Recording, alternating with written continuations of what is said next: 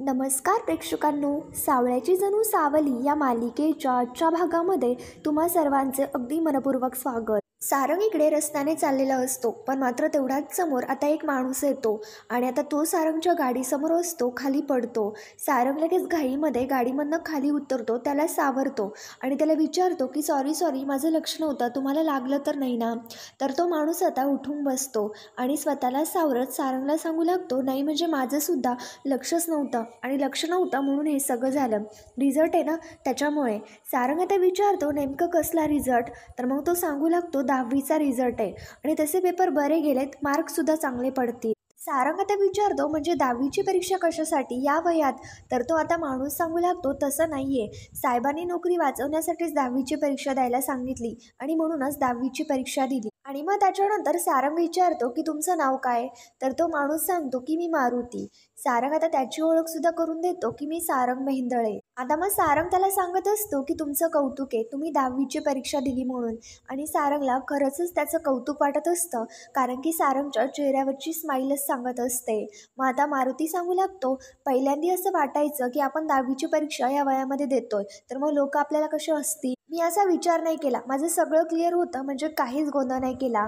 मग आता सारंग सांगू लागतो अशा गोष्टीमध्ये गोंधळच नाही करायचा. आणि यातच म्हणजे माणसं निवडताना नेमकं काय आणि कसा विचार करायचा काहीच कळत नाही, म्हणजे आपण सुद्धा तिथे गोंधळतोच. आता सारंगचं हे सर्व बोलणं पाहता मारुती आता सांगू लागतो की सारंग सर, हे असं आपलं विचित्रच भेटणं, पण मात्र मी तुम्हाला एक गोष्ट सांगतो, नाही म्हणजे वाईट वाटून घेऊ नका. आपण खोट्याचा नाही, आपण खऱ्याचा विचार करायचा, थोडासा संयम ठेवायचा, थोडीशी वाट बघायची. एकदा का आपल्या डोक्यातले गोंधळ सगळे शांत झाले ना की आपल्याला बरोबर वाट दिसते. आणि मग एकदा का वाट दिसली की आपण सुसाट चालायचं, अजिबात थांबायचं नाही. आणि मग त्याच्यानंतर मारुतीने सारंगला अशा पद्धतीने समजून सांगितल्यानंतर सारंगला सुद्धा सर्व काही समजतं.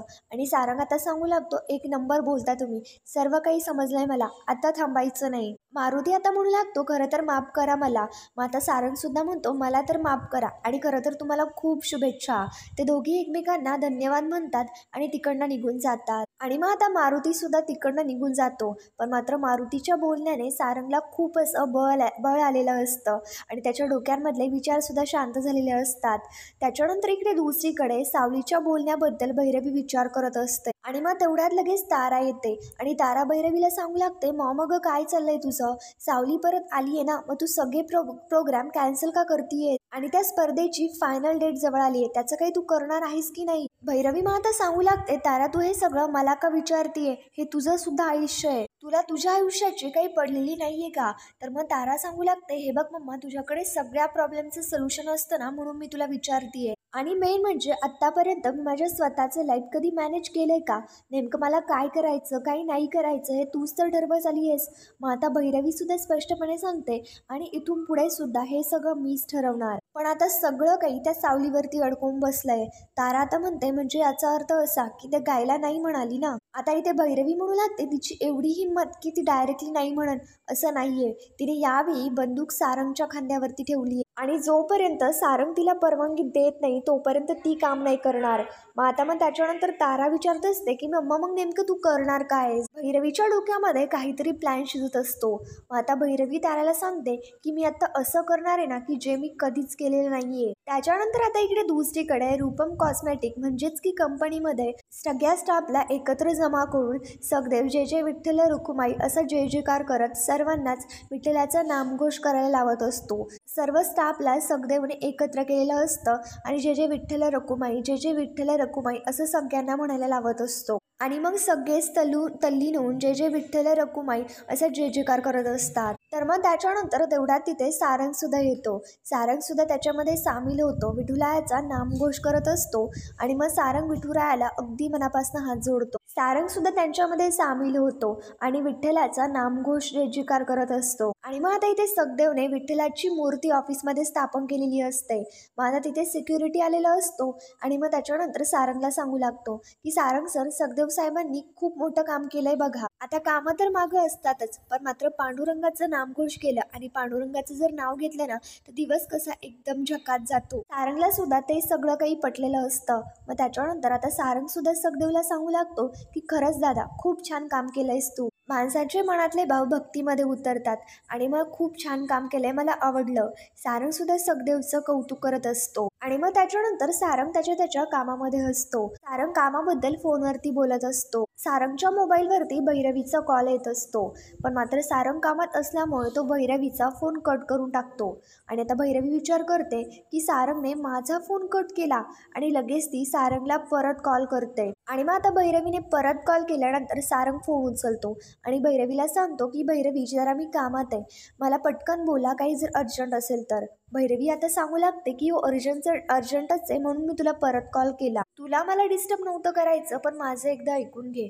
एकदा ना म्हटलं सावलीची भेट घ्यावी, मला सावलीला खूप बघावंसं वाटतंय. तुम्ही एक काम करा, तुम्ही दोघेही घरी जेवायला या, म्हणजे आपलं बोलणं पण होईल आणि आपलं भेटणं पण होईल. मग आता इथे सारंगला नेमकं भैरवी कशाबद्दल बोलतेय, इथे भैरवीला कसं सारंगला पाणी लावायचं असतं हे सारंगला चांगलंच माहिती असतं.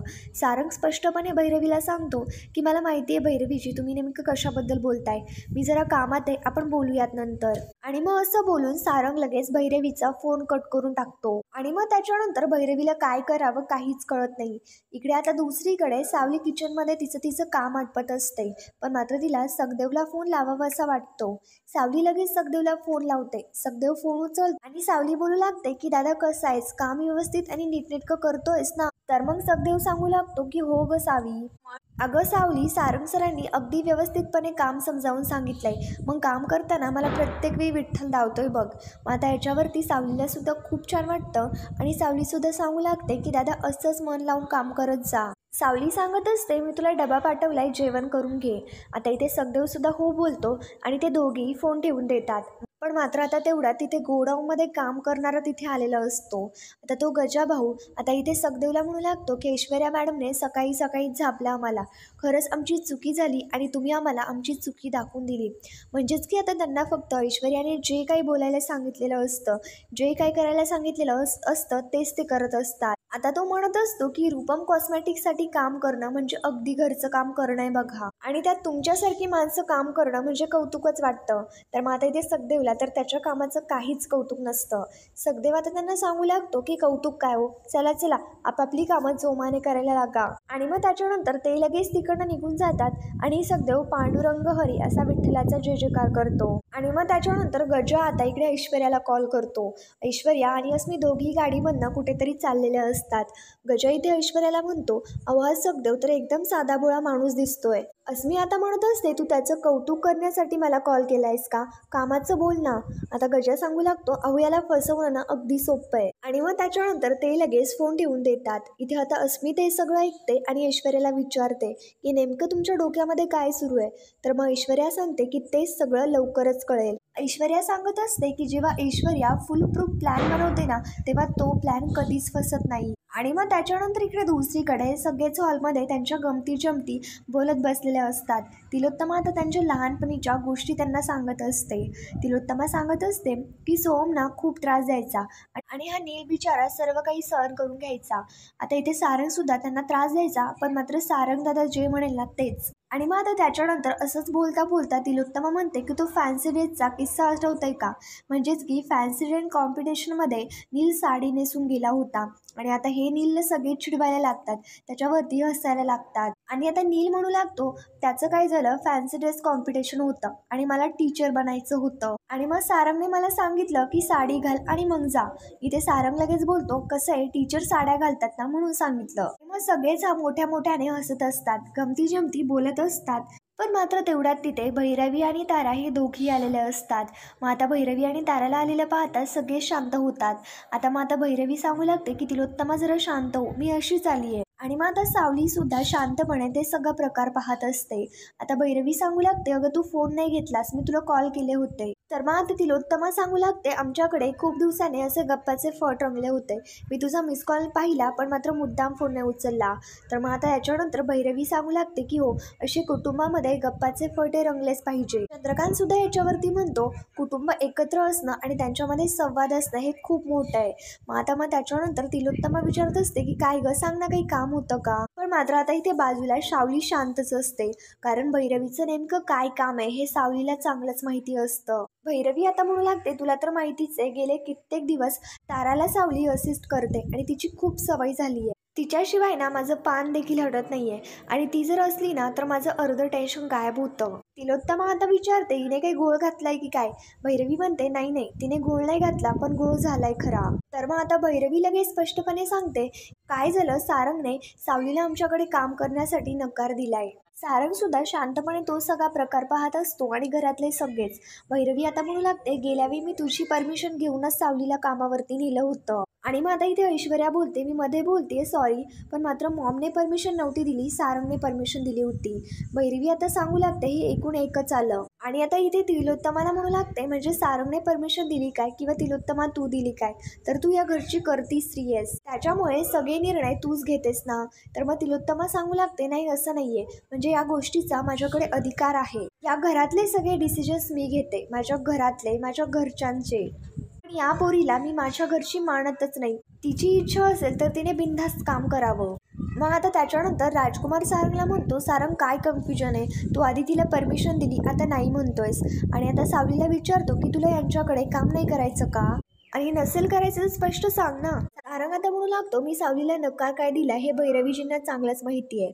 मग आता याच्यानंतर तारा बोलू लागते की नाही नाही सारंग, तू जरा चुकतोयस. म्हणजे सावली आणि माझी मम्मा यांच्या दोघींचे असा बॉन्ड आहे ना की कधी कधी मला प्रश्न पडतो की मी हिची खरी मुलगी आहे की सावली, आणि तू नकार का देतोयस ना हे कळत नाहीये. सारंग आता सांगू लागतो की माझ्या नजरेसमोर जे घडलं ना ते एका आईचं वागणं नव्हतंच. भैरवी आता सांगू लागते की कधीतरी आता मी रागावली असेल, पण मात्र आपल्या मुलावरती आईचा अधिकार असतोच ना. सारंग लगेच इकडे भैरवीकडे येतो आणि भैरवीला म्हणतो, एकतर खरं म्हणायचं तर सावली ही तुमची मुलगी नाहीच आहे. आणि एक दुसरी गोष्ट म्हणजे जी व्यक्ती आपल्यासाठी काम करते त्या व्यक्तीचा आपण आदर करायला पाहिजे. आणि मग त्याच्यानंतर तिलोत्तमा इकडे सारंगला म्हणते, सारंग जरा शांत हो, तू असा डिसिजन घेतलायस की या पोरीने भैरवीकडे काम करायचं नाही आणि हा तुझा डिसिजन फायनल आहे. आणि तसं जर असेल ना तर तो निर्णय मला मान्य नाहीये, मला ते अनफेअर वाटतं.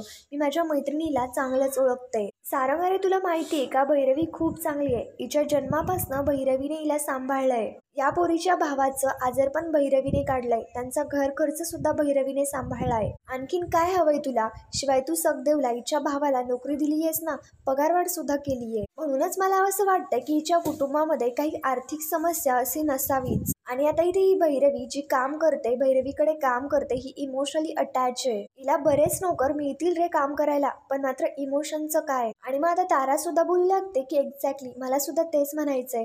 अरे सारंग, आम्हाला सावलीची एवढी सवय झाली ना की तिच्याशिवाय राहण्यात मजा नाहीये. सावलीची साथ असेल, जर सावलीची सोबत असेल ना तर गाण्यामध्ये एक वेगळाच आनंद येतो. आणि बरं जर ती नसेल तर वेगळी व्यक्ती घेऊन या, तिच्यामध्ये कष्ट घ्या, याच्यामध्ये खूप सारा वेळ जाईल. आणि जर सावली असेल ना तर मला तीच गोष्ट खूप इझी जाते. आता मग इथे सारंग सुद्धा बोलतो की बरं ठीक आहे, सावलीची जर इच्छा असेल तर सावली काम करू शकते. हे पाहता सावली डचकत सारंगकडे पाहते आणि सारंगचं हे सगळं बोलणं ऐकल्यानंतर भैरवीला सुद्धा शॉक बसलेला असतो की सारंगने खऱ्या अर्थाने परमिशन दिलीच. पण मात्र आता इथे सारंग एक अट घालतो की भैरवीजींनी सावलीची माफी मागायची. आणि मग आता तिलोत्तमा म्हणते, सारंग अरे काय बोलतोय? पण मात्र सारंग सांगतो की सगळ्यांसमोर माफी मागायची. आणि मग आता इथे सावली लगेच सारंगला म्हणते की सारंग सर, अहो तुम्ही आता होकार दिलाय ना, मग माफी मागण्याची काय गरज आहे? खरं तर त्या दिवशी हक्काने ते थोडंसं चिडल्या होत्या, बास एवढंच झालं. आणि मग त्याच्यानंतर सारंग इथे सावलीच्या समोर येतो आणि सावलीला सांगू लागतो, सावली तुलाही चांगलंच माहितीये की कुठलंही काम छोटं किंवा मोठं नसतं. काम करणाऱ्या प्रत्येक व्यक्तीचा सन्मान असतो. माझ्या कंपनीमध्ये शेकडो लोक कामाला आहेत, त्यांना जर मी गुलामासारखं वागवलं तर ते योग्य ठरेल का? एखादी व्यक्ती जर आपल्यावरती अवलंबून आहे तर त्या व्यक्तीचा फायदा घ्यायचा नसतो, ही हुकुमशाही असते. आणि जर कुठलीही व्यक्ती जर आपल्यावरती जर हुकुमशाही करत असेल ना तर त्या व्यक्तीला तिथेच थांबवायचं आणि तिच्या चुकीची जाणीव करून द्यायची. कळलं ना सावली तुला? आणि मग त्याच्यानंतर सावली लगेच मान हलवत हो बोलते. आणि पण या सारंगच्या बोलण्याने घरातले सगळे शांत राहिलेले असतात. रवी आता इकडे सारंगला सांगू लागते की सारंग, खरंच तुझ्या या बोलण्याने खरंच मला माझ्या चुकीची जाणीव झाली. रवी सावली समोर येते आणि म्हणू लागते की माझ्या या वागण्याने माझ्या लेकीला किती किती त्रास झाला असेल याचा मला जराही अंदाज नव्हता. तर सारंग, आम्ही एक गायक मंडळी, आमच्या फॅशनमध्ये आम्हाला समोरच्या व्यक्तीला आमच्यामुळे जर एवढा त्रास होत असेल ना तर मग आता आम्ही वाहवत जातो आणि त्या व्यक्तीला त्रास होतो हे सुद्धा विचार मनात येत नाही. आणि मला वाटलं सुद्धा नव्हतं की माझ्या अशा वागण्यामुळे सावलीला त्रास झाला असेल. आणि मग सावली तर शांतच असते आणि घरातले सगळे शांतपणे ते सगळा प्रकार पाहत असतात. कोणाच्या तोंडून इथे एक शब्द देखील बाहेर पडलेला नसतो. भैरवी आता नाटकं करत सारंगला म्हणत असते की सारंग, थँक्यू सो मच, तू मला त्या गोष्टीची जाणीव करून दिलीस. आणि मग त्याच्यानंतर भैरवी इथे नाटकं करत सावलीला म्हणू लागते की सावली, आजवरती तुझी ही भैरवी माई तुझ्याशी जे काही चुकीचं वागली असेल ना, त्याच्याबद्दल मी तुझी माफी मागते. आणि चक्क भैरवीने सावलीसमोर हात जोडून तिची माफी मागितलेली असते. आणि मग रडतच सांगू लागते की सावली, तुझ्याशिवाय माझं घर घर नाहीये ग, माझ्या ताराचं कशातही लक्ष लागत नाहीये. सावली, तू बोलली होतीस ना की जर सारंग सरांनी जर परवानगी दिली तर तू कामासाठी येशील. भैरवी रडण्याचं नाटक करत काकू तिने सावलीला म्हणत असते की सावली, परत येशील ना ग. इथे फक्त भैरवीचा हाच हेतू असतो की सावलीने कामासाठी परत यावं, त्याच्यासाठी ती वाटेल ते करायला तयार आहे. आणि मग आता भैरवी विचारते की सावली बाळा, तू येशील ना कामासाठी. तर मग सावली लगेच येईल मी असं म्हणून टाकते. आणि मग तेव्हा कुठे भैरवीचा जीव भांड्यात पडलेला असतो. आणि मग खऱ्या अर्थाने भैरवीने ही जी नाटक केली ते सर्व सार्थकी झालेली असतात. भैरवीचा प्लॅन आता सक्सेसफुल झालेले असतात.